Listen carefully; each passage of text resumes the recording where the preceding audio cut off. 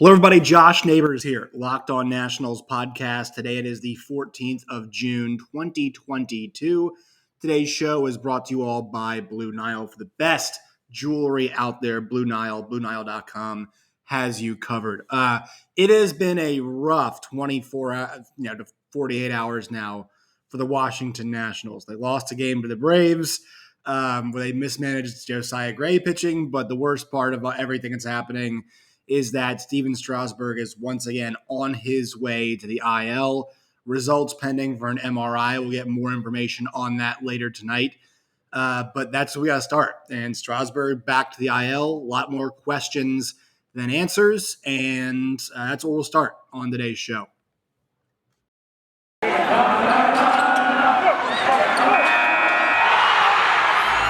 are Locked On Nationals, your daily Washington Nationals podcast, part of the Locked On Podcast Network, your team every day.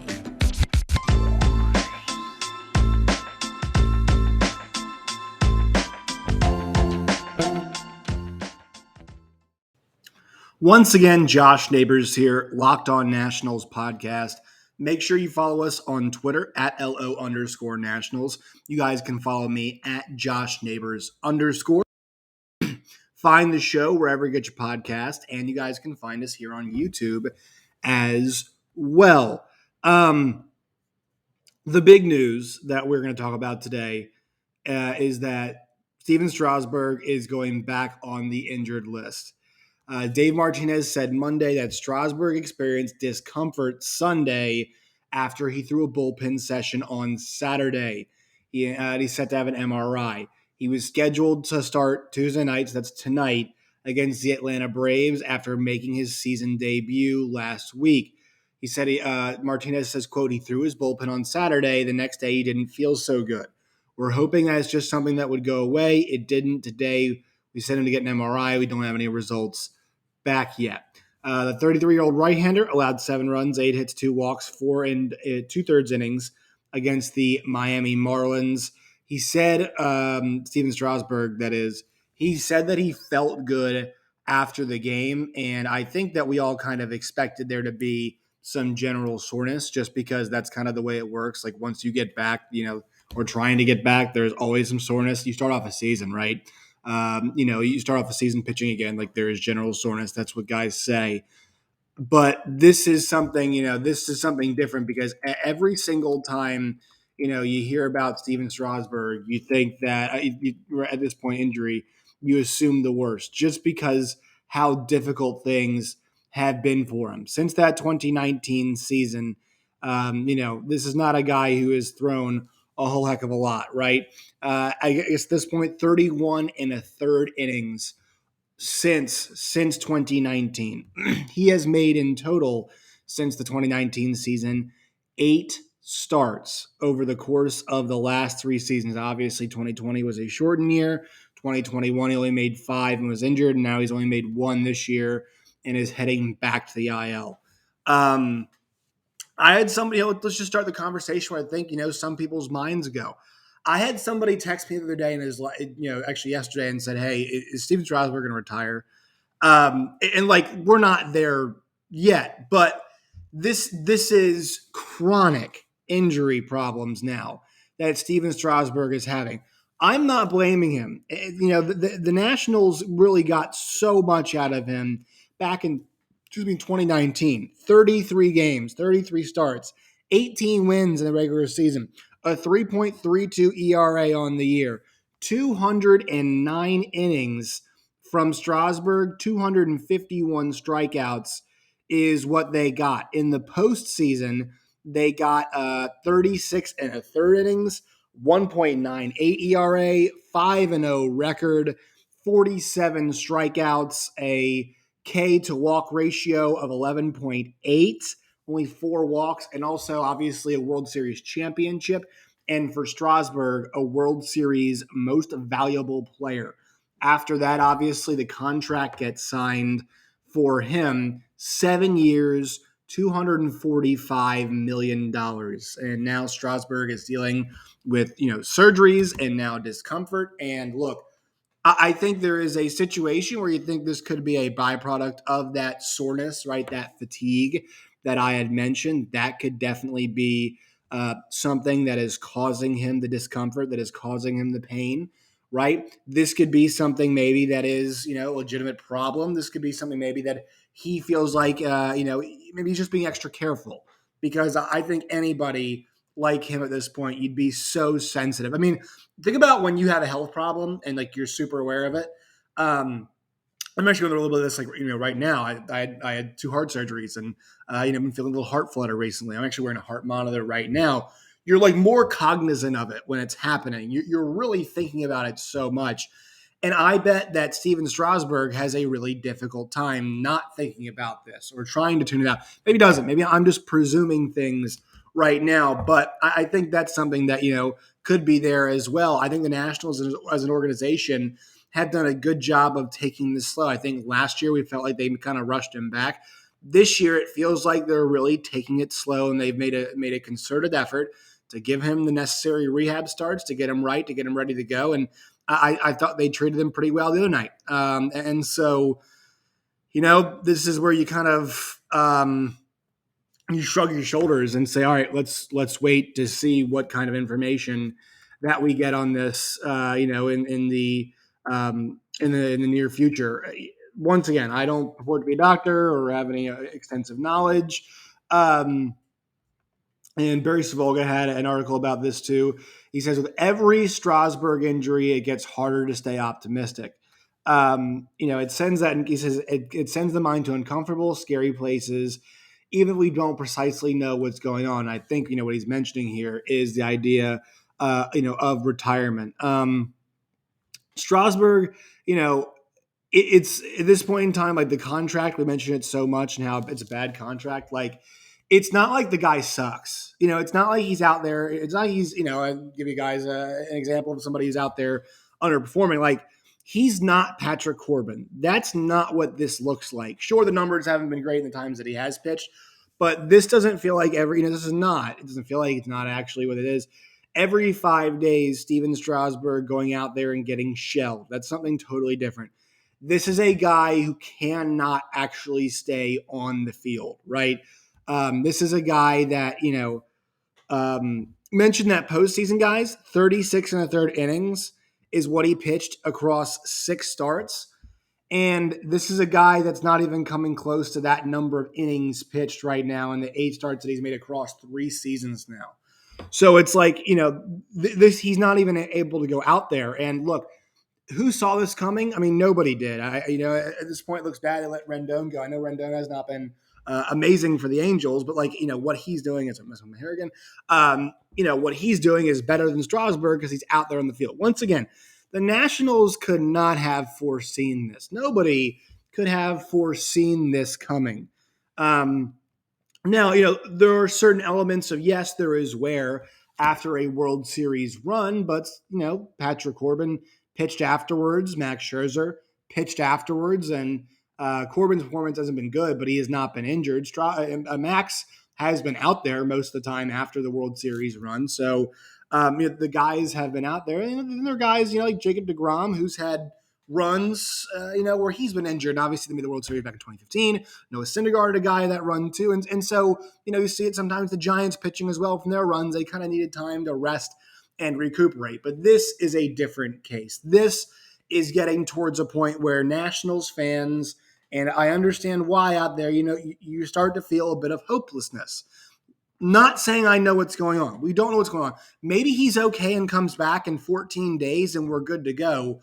But you're going to have to take a long look at this point and see what you have to do. I mean, I don't think I'm comfortable putting him out there on the mound to throw, 85 pitches again. Like, this might be a situation where this guy is going to have to go to the bullpen. I think that is a realistic, expectation at this point, is that he is going to have to go to the bullpen, even if we see him again, right? We have to know what's happening first. But this is kind of where we're at with this. It's not a good place to be. Obviously, you have to be patient and see the results. But I thought there were some encouraging signs from that start, even though it wasn't very good. I thought there were some encouraging moments for Strasburg, And I think this road to recovery was going to be a longer one. We talked about the velocity last week, has to get that back, but it's been one step forward, four steps backward. It feels like for Stephen Strasburg. You feel for the guy, feel for the organizations, I feel for the fans. I mean, we all know Strasburg. We all know the guy Stephen Strasburg is. The guy is a cold-blooded killer. Nobody wants to be out there more than Stephen Strasburg. They even had to kind of pull back on the reins on him some at this recovery, and you have to feel for the guy. You really have to feel for him. And I feel for all of you Nats fans out there because I know you all want to see Stephen Strasburg back out on the mound in DC doing his thing, and just anywhere doing his thing. And look, I'll be honest, I really enjoyed watching the clips of him with the Fred Nats, and then to see him come back, like it was positive, and I heralded it as something that was positive, and it now is a loss. It's like tough to talk about, I guess. I feel bad for all of you guys out there. I know how much you all want to see him, and I want to see him too. So there are moves corresponding that we must talk about. But first, I'll talk about our sponsors on this show. Today's show is brought to you by rockauto.com. Go to rockauto.com today. When you guys do, you guys will find the best selection of parts and prices for your car or truck. And when you guys, go there, you can search for anything from brake lamps to carpet for your cars. I'm sure they got some fuzzy dice too. You want to throw it back and put those in the car as well. Once again, rockauto.com, right? Locked on in their How Did You Hear About Us box. That way they know that we sent you. Amazing selection, always low prices, all the parts your car will ever need. That's rockauto.com. All right, so there is a few moves that are happening here, that are corresponding to this. So the first thing we have to mention is that there is going to be a new starter. Also, we deal with one set of new starters. We'll get to that in a little bit here, but that's obviously something else we had to talk about. A new starter has to come up, and so due to that, it's going to be Jackson Tetriel. I think it's Tetriel is how it's pronounced. He is going to come up and make his big league debut tonight, the second game of the series. So he is getting called up from the minor leagues this year in Rochester. A 5-3 record for him, a 4.19 ERA and 58 innings pitched. I think he actually got rocked his last one maybe didn't go too well. So that is the Nationals. They're calling 52 strikeouts, sort of 24 walks as well. He will be making his start tonight. 6'5", 189. This was not a guy that is super high on the Nationals' radar in terms of prospects, but a guy who's performed well enough down there in AAA to get this call up. The Nationals, think about this like this, guys. The Nationals did think Joe Ross and then Stephen Strasburg would be involved at some point. But think about all the guys now that they're down. Ioannidone they sent down. Joe Ross not coming back. Stephen Strasburg is now back on the shelf. Anibal Sanchez has not made a start this year. The Nationals are really had to string it together. I mean, we saw the Paulo Espino, Evan Lee combination, which but for my money right now is going to be a tandem that they're going to have to use. I mean, this pitching rotation right now, folks, is in absolute shambles. Right now, it is Patrick Corbin, Eric Fetty, and Josiah Gray. Then it's Paulo Espino plus Evan Lee, and now Jackson Tetriel. It kind of makes you think, hey, they want to take the Cade Cavalli thing slow. And I actually saw that Dave Martinez was asked about this, about could you pull the trigger on that now? You at some point in time, yes, you have to, but also when do you forego development for the sake of roster need? The Nationals suck, and they're saying, no, we're not going to do that. Jackson Tetriel's 26. So actually, it's like this is a pretty young guy who's getting a really good opportunity here. I'm curious to see how he looks. I really am, to see what he can do. It's a guy who's pitched a whole lot in the minor leagues. Kind of bounced around and look, has had a really nice year, I think, this year in AAA. So I'm excited to see what he does tonight, Tuesday night, against a red-hot Braves team. Difficult spot to come in, but man, if you want to prove your worth, prove your mettle. I thought Evan Lee came and made a great accounting of himself, and now is still with the team, and he's going to remain with the team as it stands right now. Also, we have to mention that this is 2 hours ago from Jesse Doherty over Washington Post. Reliever Reed Garrett is on his way to D.C. to join the Nationals before tonight's game. He's 29. He's pitched 27 innings this year for Rochester. 4.0 ERA, and Jesse says it's misleading. He said he's been very sharp. He's had a few rough outings. We'll see how it goes. And also, they're going to have to make a couple moves to make the 40-man roster thing work tonight.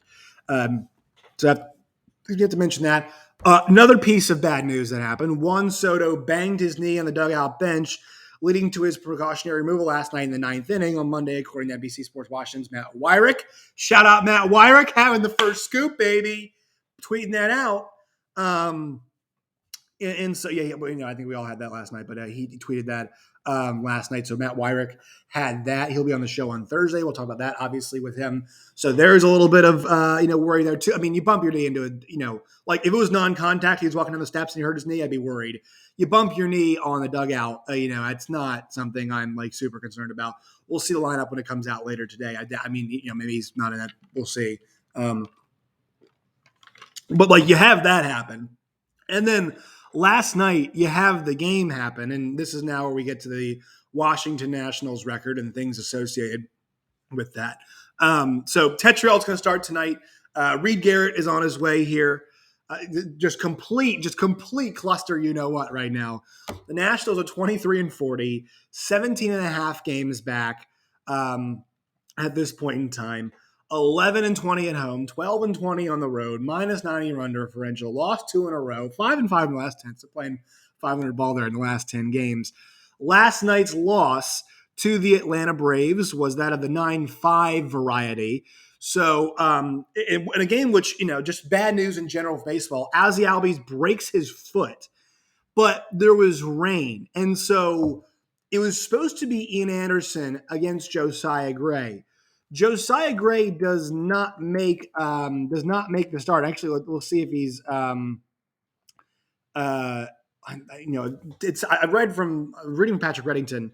Starting tonight is what he has on today's June 14th. So he has them starting Tetriel starting tonight. I saw there's some speculation that they just back up Gray, but Josiah Gray gets scratched. He warmed up in the right field bullpen, and then the rain comes in. But he couldn't give them the distance that they needed. They couldn't even start the game. So an hour and a half rain delay, then was scratched. And they sat him for a long time. Dave Martinez obviously saying, I'm not going to put him out there. Although this was something interesting because Ian Anderson was not warmed up. And I know, it's different because he's the away pitcher. But, let's see, because he threw 37 warm-up pitches, for the bullpen. So they said Dave Martinez, they're going to push him back. We'll treat it like a bullpen game. That put the bullpen in all kinds of trouble, and they were in trouble from the very start of this game. 9-5, the Braves win this one. That is their 12th straight victory. It was Travis d'Arnaud and Dansby Swanson getting the party going, and then Marcell Ozuna and Adam Duvall added a couple of homers. Nationals were able to push this thing actually to 6-4. And they scored 4 runs between the 4th and the 5th inning. And Lane Thomas is red hot, babe. We'll talk about Lane Thomas with Matt Wyrick. We'll talk to him on Thursday as well.